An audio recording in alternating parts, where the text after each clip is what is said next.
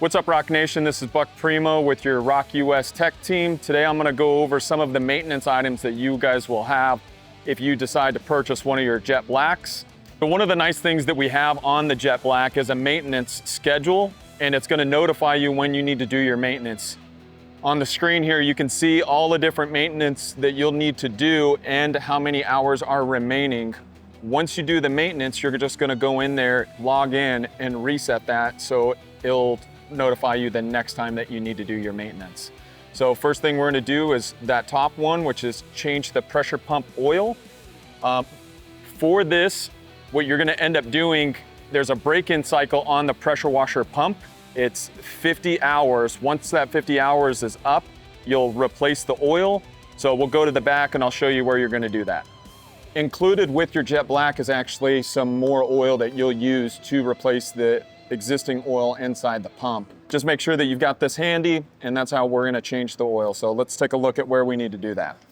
You're gonna want to remove this cap. Once you've got that cap removed, remove the drain plug with an Allen screw. That's gonna allow the oil to flow a little bit faster. Once all the oil's out, put the screw back in. You'll fill this all the way up and then put the cap on. Next one here is my chemical filter and level check. So we'll go ahead and show you where you're gonna be doing that and how we're gonna perform that. So to check the chemical level, I'm gonna open up this door for our D-Haze 701. Inside this chamber, you're gonna have a mark on the sidewall that's gonna show you your low level.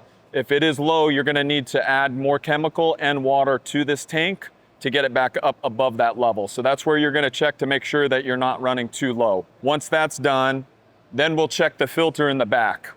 Here's my chemical pump right here. In line with this tube, you will have a filter, a canister filter, that you'll check and replace as needed. All right, so next up is checking our pressure washer hose fittings. This is gonna be in your first chamber and your third chamber that you're just gonna reach in there and make sure that those hose fittings are nice and tight by hand. So let me show you where that's at. Okay, so once I've got the door open, I'm gonna follow my pressure washer hose down. And if you just reach down there, you'll feel the nut that's holding the hose on. And I'm just gonna make sure that that's tight by hand. I'm not putting a wrench or anything on. Once I know that that's tight, I can go ahead and close the door. You're gonna have one on the front side as well as one on the back side. And then again, first chamber and third chamber. So once I'm done, I'll close the door and go ahead and check that. Just make sure that you wash your hands after you're done doing it. Okay, so if you go around the back side of the Jet Black and open up the far outside doors for your chamber 1 and chamber 3, you'll see this basket that is collecting any sort of debris, tape, anything like that, that the pressure washers are blowing off. You'll reach your hand down there and just make sure that it's free and clear of any debris, and then throw that stuff away, and that is all you need to do on that. All right, so the last thing that we're gonna need to do is inspect our slide blocks for our pressure washer nozzles, and that's gonna be in your first chamber as well as your third chamber. So let's take a look at that.